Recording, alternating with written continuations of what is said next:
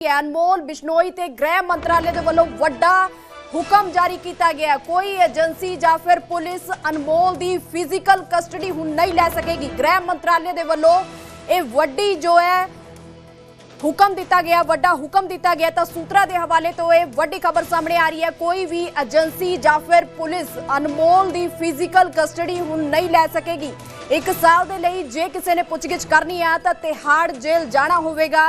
सुरक्षा कारणों करके दस दईए कि हुक्म जारी किए गए ने। लॉरेंस बिश्नोई के लिए भी अजिहे ही हुक्म जारी किए गए ने, जिसनों लैके दस दईए कि हुण अनमोल बिश्नोई ਲਈ भी गृह मंत्रालय के वालों ये हुक्म जारी किए गए हैं कि जेकर उस तो किसी ने पुछगिछ करनी है तो तिहाड़ जेल जाके ही पुछगिछ की जा सकती है। वधेरी जानकारी के लिए मेरे नाल मेरे सहयोगी आनंद तिवारी फोन लाइन से जुड़े हुए हैं। आनंद, क्या कुछ जानकारी है? लॉरेंस के ऊपर भी ऐसे ही हुक्म लागू किए गए थे, अब अनमोल बिश्नोई पर भी ये हुक्म लागू किए गए हैं।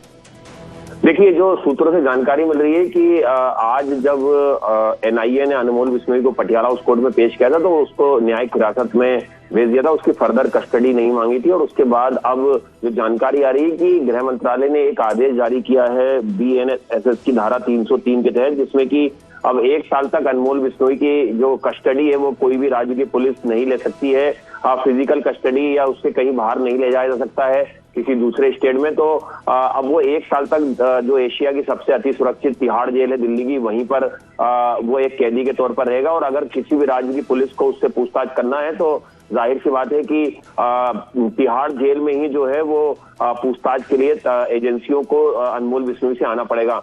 इससे सीधे तौर पर आप इसके मायने निकाल सकती हैं कि जो सिद्धू मूसेवाला केस था उसमें मानसा पुलिस ने जो चार्जशीट दाखिल करी थी उसमें अनमोल बिश्नोई भी आरोपी है। तो पंजाब पुलिस भी कोर्ट के जरिए अनमोल बिश्नोई से आप तिहाड़ जेल में पूछताछ कर सकती है। इसके अलावा बाबा सिद्दीकी हत्याकांड में भी जो मुंबई पुलिस है उसने अनमोल बिश्नोई को चार्जशीट किया है, तो मुंबई पुलिस की टीम भी ये कयास लगा जा रहा है कि कोर्ट के जरिए ही अनमोल बिश्नोई से अब तिहाड़ जेल में पूछताछ करने आएगी। आनंद, हम ये भी जानना चाहेंगे कि जैसे अनमोल बिश्नोई के ऊपर अलग अलग राज्यों में केस दर्ज हैं, तो वो जांच करने के लिए उनकी कस्टडी के लिए कोई भी जांच प्रभावित नहीं होगी, क्योंकि अब जो हुक्म जारी किए गए हैं वो है कि तिहाड़ जेल में जाकर ही कोई भी पूछताछ कर सकेगा, कोई फिजिकल कस्टडी नहीं है।